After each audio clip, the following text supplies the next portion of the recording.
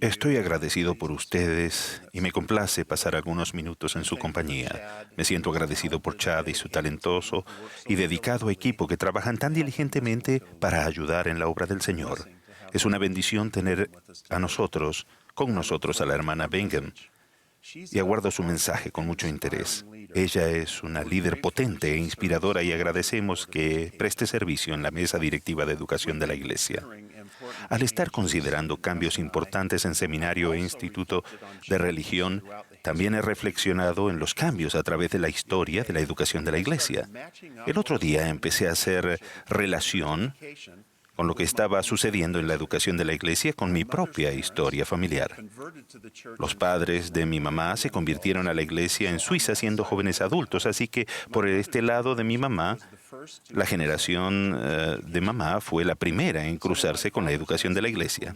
Algunos de los antepasados de mi padre fueron miembros de la Iglesia mucho antes de esa dispensación. Permítanme hablar de alguna información básica sobre algunos de ellos y también mencionar los esfuerzos en la educación de la Iglesia de esa época.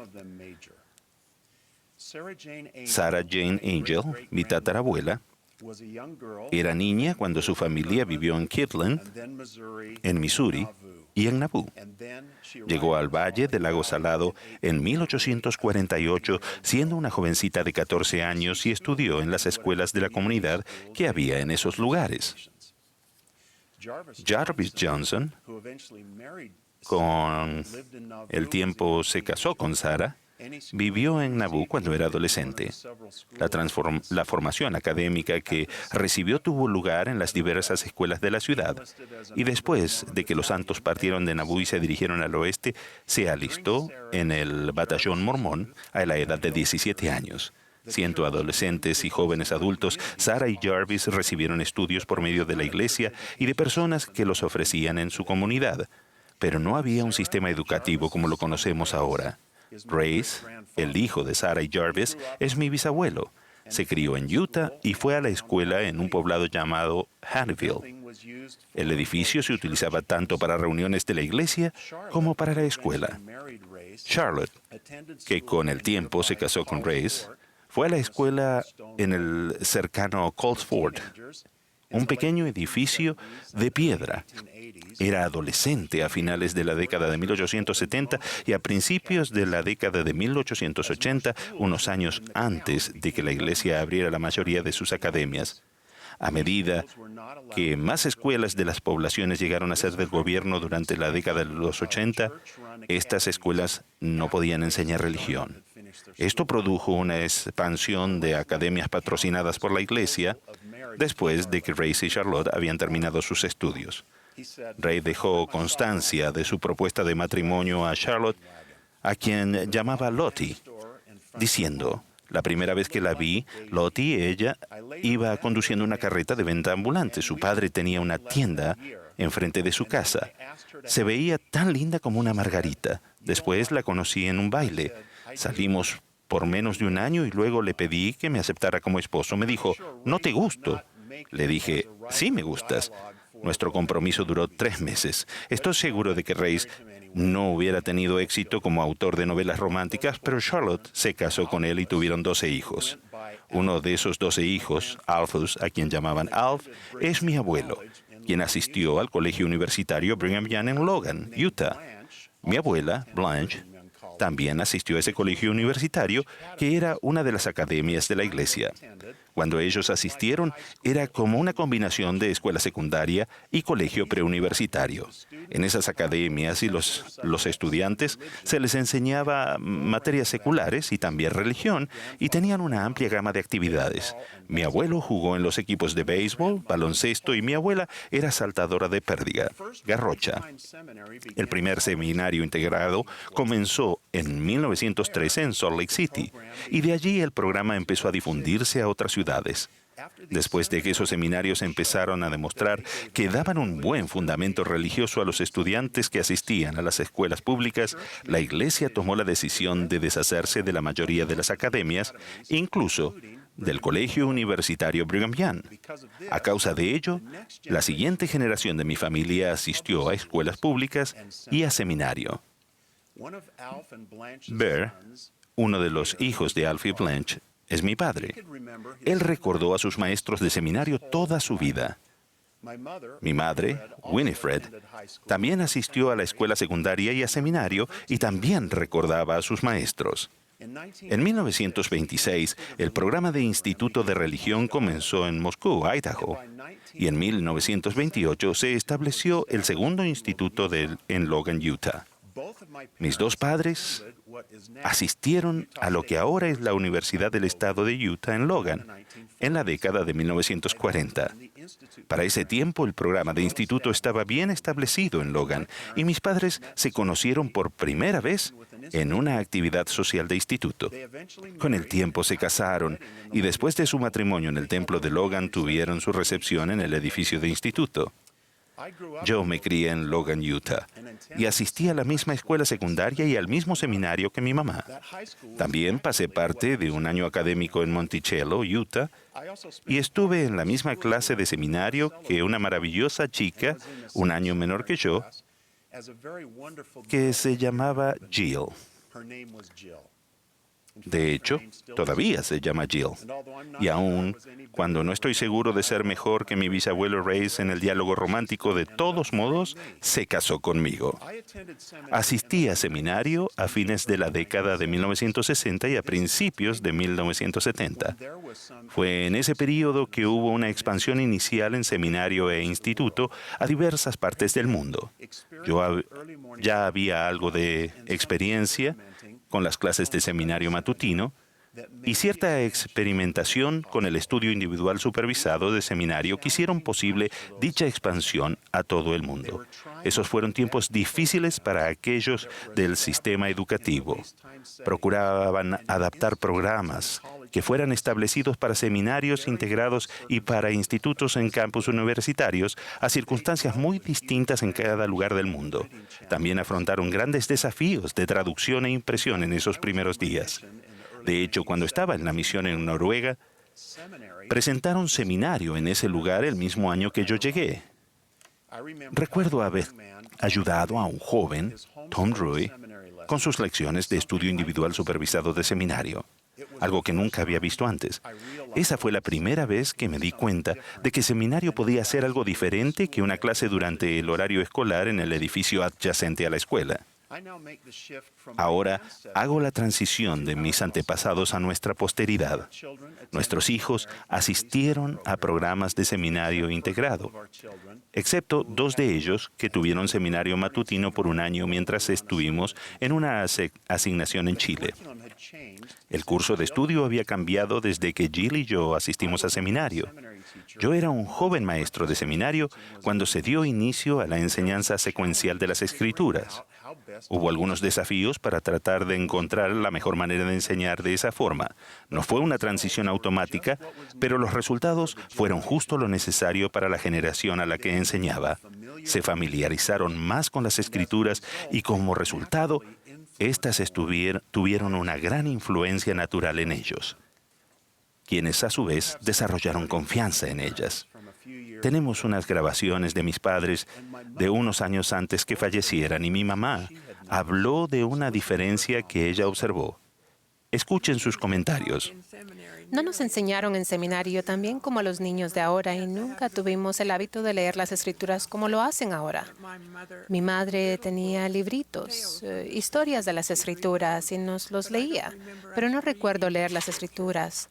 Nuestros hijos y nietos tal vez tengan un testimonio más fuerte porque entienden el Evangelio más y empiezan a leerlo cuando son más pequeños. Y en realidad leen las Escrituras y creo que les da tanta fuerza a ellos. Algunos de mis nietos están en edad de seminario y los mayores en edad de instituto. Están viendo otros cambios en seminario e instituto, tal como alinear lo que se enseña en seminario con lo que se estudia en casa en Ven, Sígueme. Debido a la pandemia, hemos tenido que aprender mucho sobre impartir cursos en forma remota. Deseo animarlos a todos a medida que hacemos cambios que se ajusten a las condiciones de la nueva generación. Los animo a toda voz porque esa nueva generación incluye a nuestros nietos. Hacer cambios importantes por lo general es difícil. A veces las indicaciones son claras, pero la ejecución puede ser muy problemática. Piensen en los hijos de Mosía. Tenían un propósito definido de que la salvación fuese declarada a toda criatura y de salvar tal vez algunas de sus almas. Es fácil centrarse solo en su éxito milagroso y olvidar cuán difícil fue todo. Lo intentaron todo. Se esforzaron durante 14 años y sus experiencias incluyeron sufrir todo tipo de apuros. Enseñaron en calles, casas, templos y sinagogas, y fueron expulsados. Se burlaron de ellos, los escupieron, los golpearon, apedrearon, ataron y echaron en prisión. Sin embargo, perseveraron, se mantuvieron centrados y recibieron el poder del Señor para lograr su misión. Hace poco, leí de nuevo en cuanto a las experiencias del elder Russell M. Nelson en Europa, particularmente en Europa Oriental, cuando fue responsable de esa parte del mundo de 1985 a 1990. En ese tiempo, prestaba servicio en el Quórum de los 12 Apóstoles. En 1985, cuando se le dio la responsabilidad de Europa y África, se le dio la asignación especial de abrir las naciones de Europa Oriental, que en ese entonces estaban bajo el yugo del comunismo, para la predicación del Evangelio.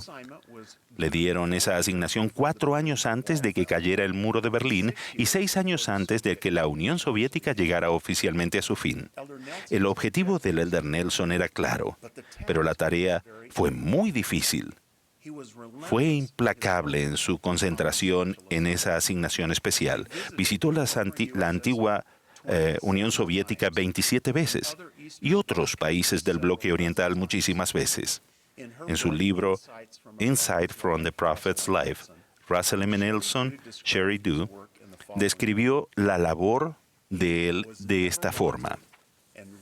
Nunca era persona deseada y rara vez se le recibió bien. Muchos líderes de gobierno ni siquiera daban cita a un hombre que profesaba fe en Dios. A través del tiempo se vio obstaculizado en sus esfuerzos y también recibió ayuda a lo largo del camino. Se le trató mal en algunas circunstancias y gentilmente en otras. La policía secreta lo espió y más adelante fue recibido como amigo por oficiales que llegaron a conocerlo. Y lo trataron con sospecha en ciertos lugares, mientras que en otros lo buscaban para pedirle asesoría médica. Algunos viajes parecieron ser completamente inútiles, mientras que en otros se abrieron puertas que él nunca pudo haber predicho o planeado.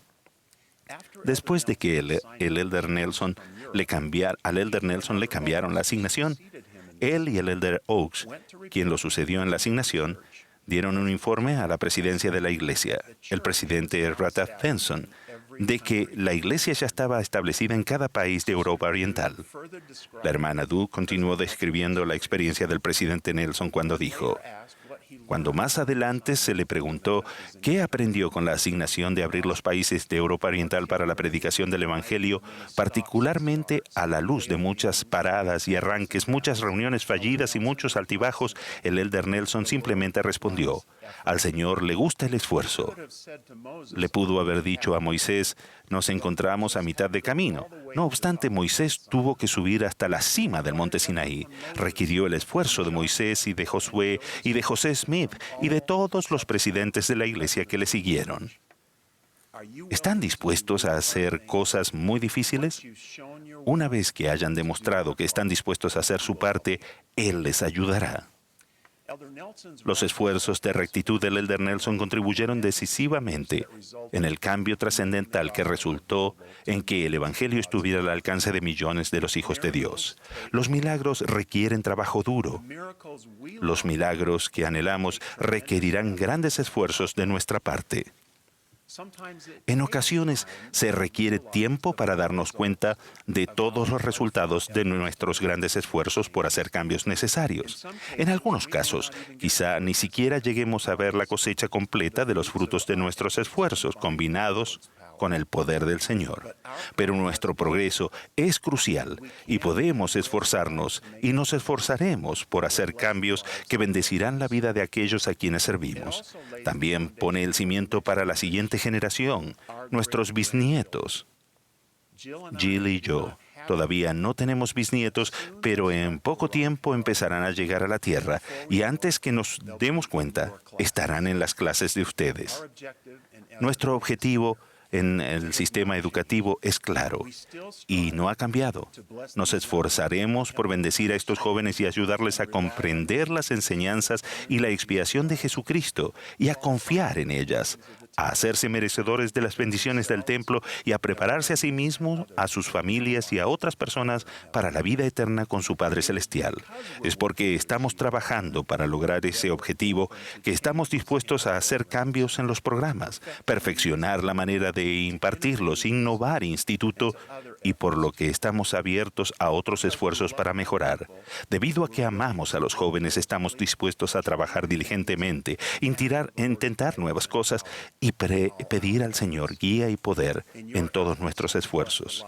En sus esfuerzos para bendecir la vida de la nueva generación, ruego que el Señor también les bendiga en los desafíos personales que afronten. Los amo y testifico de nuestro Padre Celestial y de su Hijo Jesucristo. Ellos viven. En el nombre de Jesucristo. Amén.